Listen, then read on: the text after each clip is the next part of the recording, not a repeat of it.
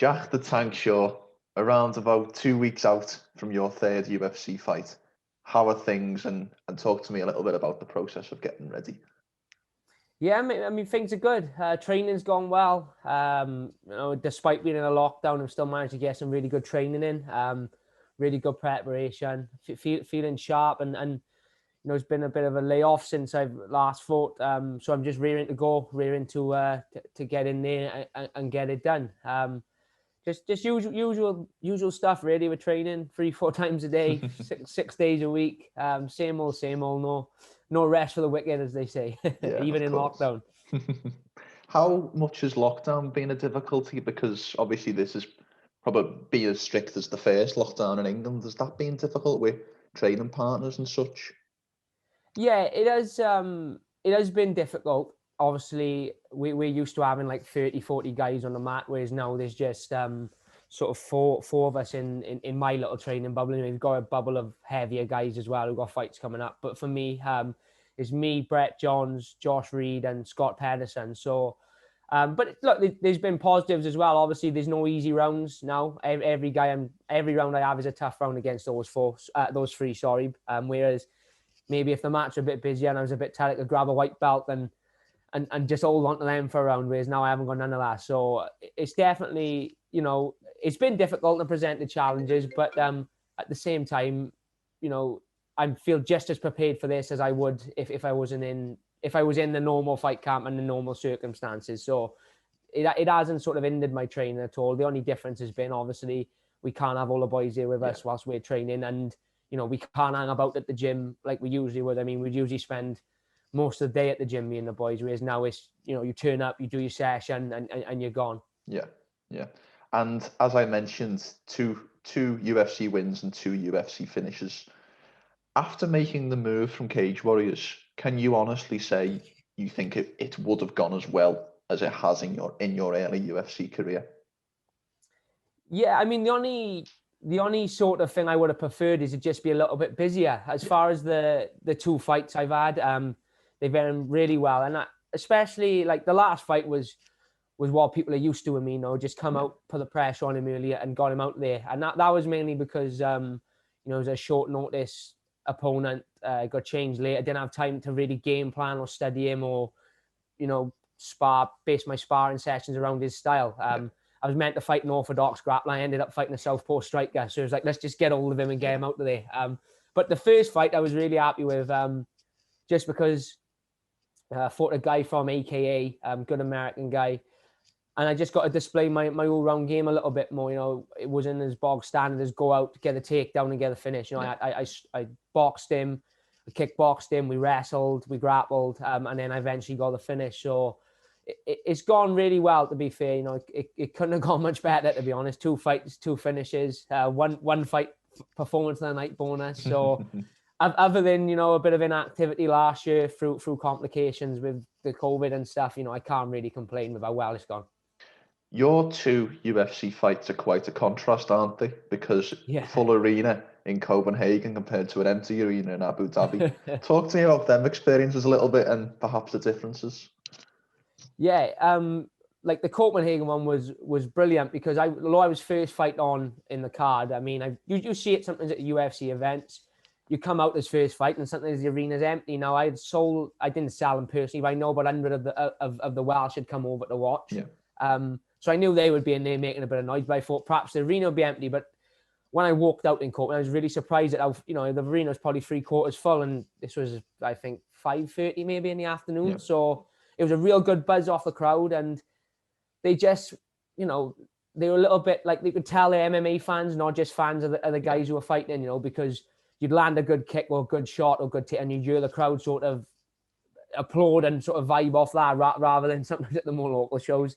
You've got your mates going mad, but they don't really get what's going on. They just want it to win. And then you got Fight Island, which was the complete contrast because there was no one in there. I mean, the only people I could hear was my corner team, and I always, it was a funny one because I always hear my old man and Carl in the corner. Like for some reason, I always lock in on my old man's voice. On Fight Island, I think he shouted less than he ever have before, and I don't know if it was because perhaps he felt a bit calmer because there was no crowd and he didn't feel like he had to project his voice as much. But Yeah.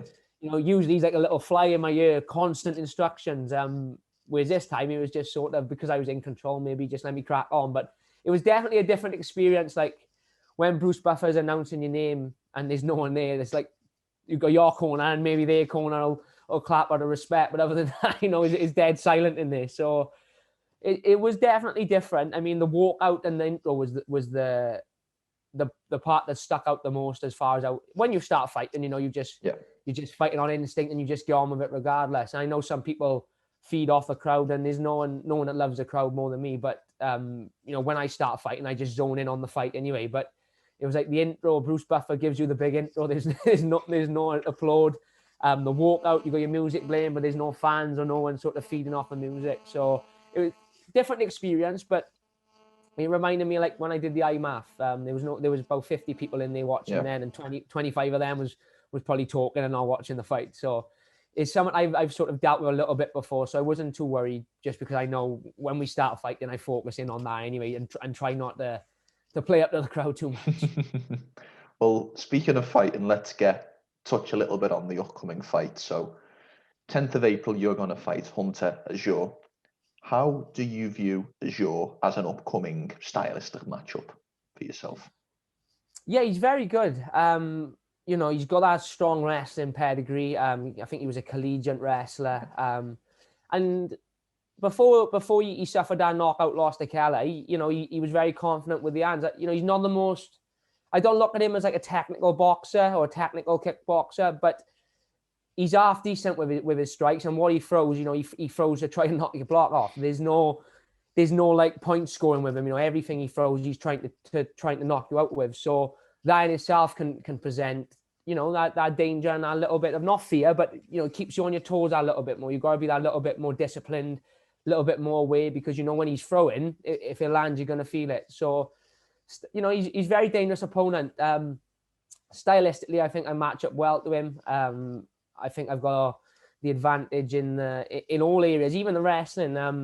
He's got that wrestling pedigree, he's got that collegiate style, but I think MMA wrestling and sort of freestyle wrestling are two different things. And I think he will have a shot. I mean, if he comes to wrestle, I think he'll have a shot at how tough he's going to find it to take me down or keep me down. And I did say it in an interview yesterday, don't be afraid, don't be surprised to see a little takedown from me. And I may try and show off some of that Welsh wrestling. We got a strong base at our gym. Our wrestling coach, Carl Parker, is one of is the best wrestling coach I've ever worked with. And obviously I've got Brett Johns grinding me every day. So if there's one thing that I'm used to in our gym, it's the grind. So I'll be more than happy to welcome him there. But as far as everywhere else goes, I just feel I've got our advantage. And I think my fight IQ, I think, will be what ultimately wins me the fight. Knowing when to apply pressure, when to sort of lead him in and set some traps, stuff like that. I think is going to play out. But I'm under no illusion. I'm not looking past him. He's a very tough fight, stylistically and on paper, probably the toughest fight I've had. 9-1. That one loss was a knockout loss, but he looked good up until the knockout. So it's a tough fight, and it's something I'm happy with. I'm happy to now have a step up, and hopefully a win you can obviously push me on a little bit. I was just about to ask that. Do you feel like this is a step up in competition in your early UFC career? Yeah, without a doubt. Just because, he's got a bit of a name in America. He's got some really high profile training partners. And also, he come through up on the Contender Series and all his fights have been in America. So the American fans are going to be familiar with him, a lot more familiar with him than they probably are with me. So, if I can beat him out in America, I know it's on ABC as well, which that doesn't mean a lot to me, but I know it's a big deal over there. So people keep telling me. So, hopefully he'll open some more eyes and let people know what I'm about, obviously, on that side. But he's definitely a step up, without a shadow of a doubt, compared to as good as my last two opponents were. I can see he's clearly a step up, and I think the UFC know that, hence why they've put me in. Now they're testing the water a little bit, seeing how I've caught with two strikers. They said, let's chuck them into a wrestling now, see if he can pull out the bag there. Well, this was something I wanted to mention. You are one of only two people in the bantamweight division who are actually undefeated currently. I don't know if you knew that, but Does it come with any added pressure being undefeated at all, and obviously having the Cage Warriors pedigree behind you at all? To be honest, I don't ever think too much about being undefeated. So if you ask me personally, it doesn't really add any pressure, just because, I've lost before. I've lost amateur boxing matches. I've lost jiu-jitsu matches. Like inter clubs as a kid, I've lost. So I know what it feels like to lose. It's not alien to me. Although I haven't lost for a long time, I've had that feeling of losing a competition. So I don't like to let that any pressure. I'm one of those guys that, to me, a fight is a fight, and is one fight at the time. And we could both be 0-0 in my head going in there, and that's just how I look at every fight. I don't think, right, well, if I win this, I'm 14-0, and then I want to push for maybe, what people are like, let's push for 20-0, let's push for 25-0, stuff like that. That doesn't factor into me. And I think I'm a realist, Don't get me wrong, I'd love to be the MMA's Joe Calzaghe and go undefeated my whole career. But in this game, anything can happen. You can be dominating a fight for 4.5 rounds, and if you get caught with them little gloves in the fifth, you could lose, or, and it takes a split second, split little mistake. There's so many ways you can lose and so many ways you can win. Yeah. You can't ever, completely factor out losing in your mind. It's a very real thing in this sport. Even all the best have lost. So it doesn't bring no extra pressure. It's great. If anything, it adds a little bit more hype to me and a little bit more publicity because of that undefeated thing. People like to sort of lean on that a little bit when promoting a fight. Look, he's 13-0, whatever. But to me, it doesn't add no pressure. It's just, this is another fight, and I'm just focusing on the guy in front of me, and providing all goes well and I fight well and I get through him, we'll worry about what's next then after that. It's quite a nice little spotlight, I think, this card for us Brits, because there's obviously yourself in a very big fight, but there's also the main and co-main event have both got Darren Till and Arnold Allen. Do you think that this fight is going to maybe put British MMA a little bit more on the map, maybe showcase some of our talent?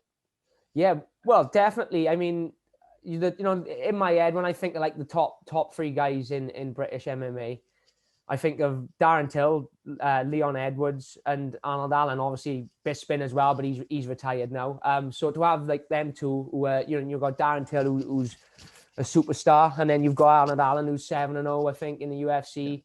Looking for that big fight now, and he's got a big fight, I know, but he wins this, he's going to look for a top 5 guy maybe. So it's definitely going to bring some eyes on the UK. I mean, if them two get big wins in the main and co-main, especially on a big, a big ABC's a big channel out there, and I think it's a bit like our sort of, I don't know, our BT Sport or something like that. So for them two to get big wins is going to draw a lot of eyes onto British MMA. If I can ride the coattails of that with a win on the undercard, I'll be an happy man.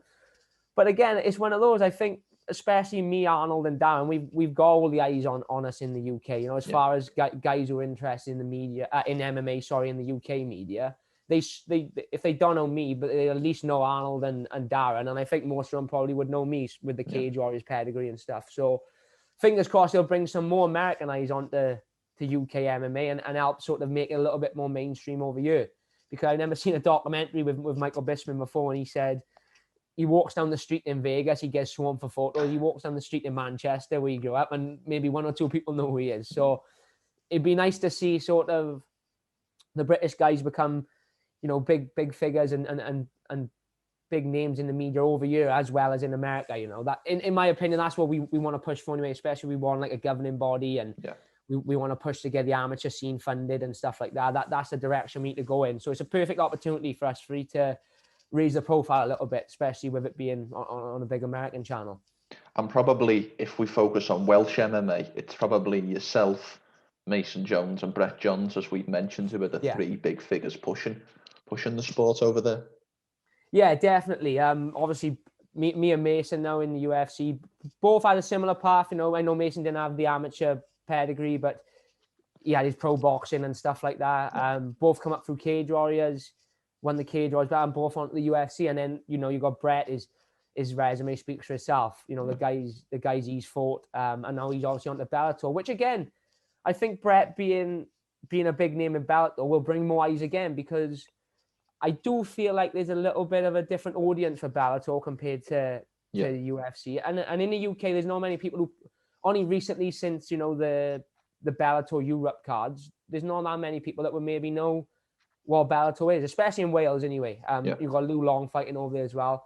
But only a sort of hardcore Welsh MMA guys are really interested in the Bellator scene. So hopefully now, between me and Mason and obviously Brett and Lou over at Bellator, it can elevate the profile of Welsh MMA again and show these amateurs coming up and these novice pros, there's plenty of options, plenty of directions we can go in. And if we speak about young prospects coming up, I would argue that the bantamweight division is filled with young prospects. In another division, what you've already done, you probably have a ranking, I would say. Who else impresses you on the come up in your division? Is there anyone you have your eye on at all? Yeah, there's so many good guys. I mean, even outside of the top 15, you look at guys like Adrian Yanez fought on the weekend. He looked awesome. Montel Jackson, who Brett beat, he had a big win on the weekend, first round knockout. There's just, Khabib's cousin, Umar, a guy who's 1-0 in UFC, undefeated as well. There's just so many big names. O'Malley, I don't even think, is O'Malley, and O'Malley's not ranked either, I don't think, is he? He's not, no. O'Malley, Davy Grant, Martinez, who Davy Grant just beat. Is Almeida? I don't even know if I don't think Almeida's ranked. So there's so many big names at the minute. They're not even ranked in the division. So, like you said, in a weaker division, maybe I would be ranked by now or be pushing a ranking, but it's full of sharks. I mean, you got the top 15, then you got probably, if they rank 15 to 30, arguably any of those guys could be a top 10 guy as well. So it's real exciting time. There's some big fights there to be made, and so many prospects coming through it. It'll be nice to see. Hopefully they build the prospects up to get in the top 50 and then see some big explosive fights later down the line. I mean, don't get me wrong, the top 10 are still young guys, but they're guys who've been about a long time now, where as the new breed coming through, as one of the new breed coming through, I feel like there's so many of us now that can compete and beat those guys in the top 10. So yeah, what a time to be a part of it. And I picked the right time to jump in the mix, didn't I? Put it that way.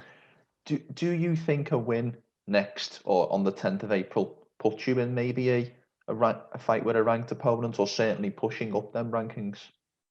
Yeah, I think so. I mean, it depends, doesn't it? It depends how the fight goes. If it's a close, nitty-gritty decision win, then maybe one more after this. If I come out and, look awesome and perform really well and get a good finish, then it should realistically build the hype around me, and hopefully I can call to fight someone ranked next. But if it's not the next fight, then I'm hoping it'll be the one after that. Like I said, I had a slow year last year, and I do want to be active this year. So by the end of the year, I like to think if I'm not ranked by the end of the year, I'll be in a position where I'm just on the cusp of pushing into that top 15. I have to ask, because it caused so much controversy at the top of your division. What did you make of UFC 259, Aljamain Sterling versus Petr Yan? Yeah, I mean, look, I don't really think Aljamain was faking. Do you know what I mean? I think the knee was a solid knee. It was an illegal shot, and I don't think he would fake just to win the title. I think the reason the controversy is there is because obviously, Yan looked like he was going to go on to win the fight. So, I mean, what do you do in hindsight? Is it Aljamain's fault he got rid of an illegal knee? Not really, but at the same time, I would never want to win the belt by DQ. So I think the only way to solve it is you just need to get rebooked as soon as. There's so many like ums and ahs, if that makes sense. Like you could argue you shouldn't be allowed to win the belt by DQ, but on the flip side, then that could mean every champion who's 4 rounds down comes out in the 5th and gets DQ'd and they keep the belt. So, it is what it is. It's Yan shouldn't have thrown the shot. And I suppose Aljamain will know deep down if he could have continued or not. You'd like to think if he says he couldn't, we should take his word. And they just need to rebook it, run it back, and put it to bed. The one strong opinion I do have on it is I don't think it should be put in the fighter's hands whether they want to continue or not. If the doctor comes in and along with the ref, they see, look, this guy can't continue, just take it like they did with the Darren Stewart fight. Don't get me wrong, that should have been a DQ as well because he was clearly grounded. But they come in, the doctor could see Darren wasn't able to continue. He didn't even put it to him. Herb Dean just said, right, fight's off. So I think that's a rule that needs to be looked at. I don't think you should put it on a fighter because, I know personally, doesn't matter how hurt I am. If I feel like if I'm still conscious and I haven't been, sparked out, I'm gonna say, yeah, let's continue. With sometimes I think we need to be safe from ourselves a little bit. 99% of fighters are that tough mentally. They're gonna want to fight till the bitter end. They're not gonna want to go out like that. And I'm not knocking. This is not like a sly dig at Aljamain. He made the right choice not going on to fight. But it should never be in his hands anyway. I think it should be the doctor and the ref. If they look at you and they can see, look, he's not 100%, then the fight's got to stop. If you went to the doctors and the doctor give you an ultimatum about, I can't think of an example off the top of my head, but give you that choice, it of course you're going to take the choice that benefits you long term. It's the fighter shouldn't have. I always think the doctor should be in there with the medical role. It shouldn't be what's best for the fighter or anything like that.